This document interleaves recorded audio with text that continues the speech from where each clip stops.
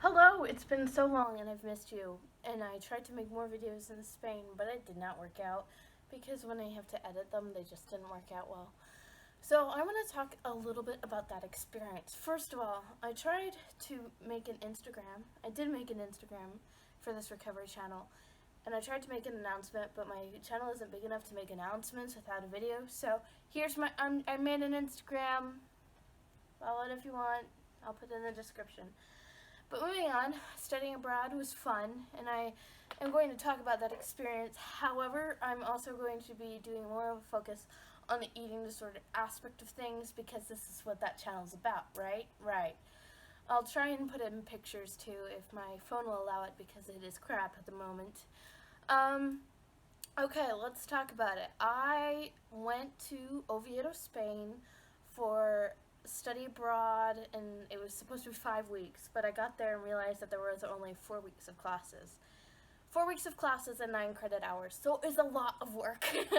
And it was intense, but we're gonna stop thinking about that and we are just going to talk about the life.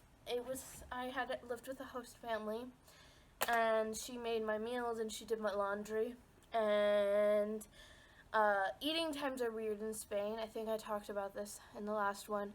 But you have a small breakfast, if you have any breakfast, and then you have a large lunch at 2, and then a smallish dinner at like 10.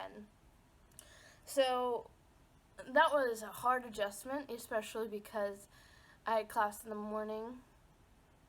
If I didn't have class in the morning, I would have clinicals in the morning. So in the beginning it was a little bit later in the day, but we're just going to pretend like it's in the morning for now. So we're not going to be incredibly accurate right now. So there were 10-hour days because I would have 5 hours in the hospital and then walk back and then 4 hours of class. And like 2 toasts were not enough, and then lunch was a pack your own sandwich, and it was not enough. And that was really hard for me because in the first week or two, I was kind of not having enough. I wasn't having enough for my body needs. And so I lost weight, and she had a scale in the bathroom, so I was able to see that I was losing weight at a decent pace. A decent meaning bad pace. And like it was hard to like get in the mindset of, okay, you shouldn't look at this as a joyful thing. We should look at this as a problem. But the problem was I was speaking Spanish all the time, and my host mother solely spoke Spanish. And it was really embarrassing me, for one, to ask for more food, and two, to do it in Spanish. I eventually got the courage to ask for more food, and she provided me with more food. But it was hard. And I feel like that's a danger that we can all fall into, is like making excuses for my eating disorder, for your eating disorder. I had a valid excuse. I had a valid excuse, like, this is how other people eat. This is normal in the culture. This is, you know, my mom's giving it to me, so I should be okay with it. And other people are, and it was really hard, especially because I was with my classmates all the time, and they were eating similar meals to me, and they told me that they ate similar breakfasts and similar dinners. And I was like, then why am I the one who is, freaking out about this, who is not getting enough calories? And it just made me think, woe is me, and I'm greedy, and I'm fat, and all of these negative thoughts. It was kind of a huge cloud of negativity surrounding me and my body and my needs. But I kind of like got the cojones and asked my mother in Spanish for more food, and it was fine. But then that triggered a little bit more of extreme hunger tendencies. After I started eating, I was like, oh crap, I'm still hungry, and the mental hunger was there, and so I had to eat more. And then I like gained all the weight back. And I knew this, and I wanted to talk about, I knew that this was going to happen. I knew that I was going to gain the weight back, and I knew I was going to have extreme hunger, and I knew I was going to have that mental hunger.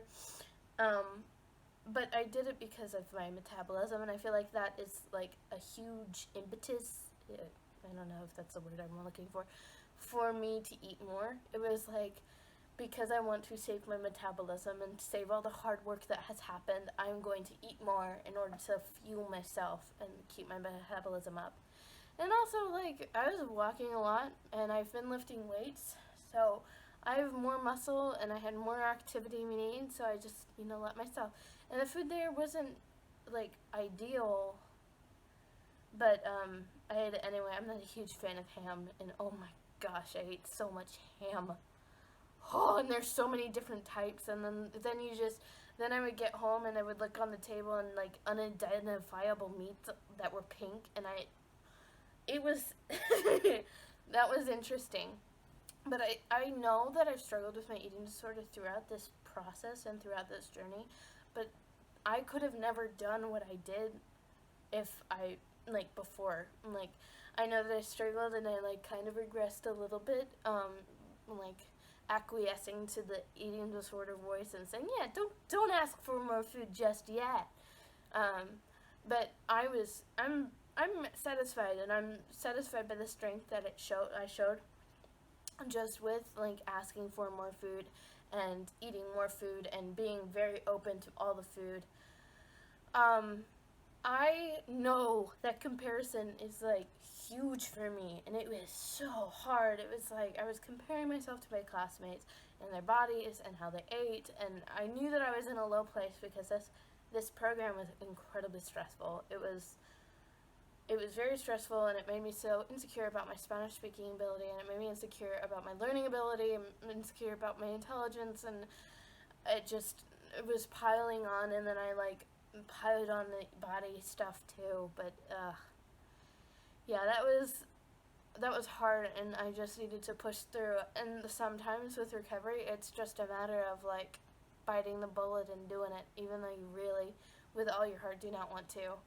And I discovered that I was doing that in a lot of ways. And as it happened in a while, I'm home now, and the first thing I did was eat oatmeal because I was craving it so bad.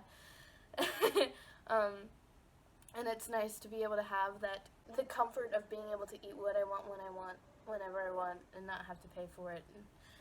And, like, if I wanted extra food, I live at home, or I live in a cafeteria, and I don't usually have to pay for it, except for, like, I don't have to pay every time I want to eat at the cafeteria, and I don't have to pay every time I want to eat at home. And I didn't have to do that all the time in Spain, but for the first 4 weeks I did. For the first 4 weeks, if I wanted extra food, I went and bought it. And then the 5th week, my friends and I traveled, and that was, like, you had to pay for food as you go when you're traveling, which was a little difficult, but I found out how to do that. And really, it was the driving force, the thing that I found my safety in and the motivation was the fact that I was feeling my metabolism, and that was what I clung on to. It was a great trip. I learned a lot. I like how I've grown. I knew when I was going on this trip that it would be a life-changing experience, and it definitely was, and I like how I've changed. I might explain more if you want. But yeah, studying abroad, done. Been there, done that, and I've been to Spain. I want to go back. I want to work in Spain as a physical therapist because that was really cool. And just so you know, I was doing, like, a medical track where I was learning about the Spanish healthcare system, Spanish vocabulary in terms of the medical field, and I shadowed a physical therapist, a Spanish physical therapist, and it was awesome, and I loved her. So I'm gonna go. I will see ya, and I'm excited to make videos again because I've really missed you, and I'll try and post on Instagram, but it's kind of scary. I did the first post, and that was terrifying, but I'll try and keep it up. I'll see you later. Bye.